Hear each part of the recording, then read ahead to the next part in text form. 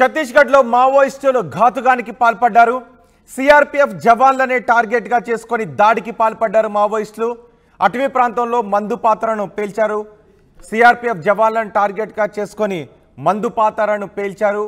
ఈ పేలిన మందు పాత్రలో గాయపడిన జవాన్లను కూడా మనం చూడొచ్చు.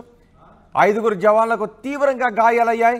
బీజాపూర్లో పోలీసులపై మావోయిస్టులు దాడికి పాల్పడ్డారు. తర్రెం పోలీస్ స్టేషన్ పరిధిలో గుండం అటవీ ప్రాంతంలో ఈ దాడి జరిగింది. పోలీసులే లక్ష్యంగా మందు పాత్రను పేల్చారు మావోయిస్టులు. కూంబింగ్ చేస్తున్న జవాన్లను లక్ష్యంగా చేసుకొని మావోయిస్టులు ఈ మందు పాత్ర పేల్చారు.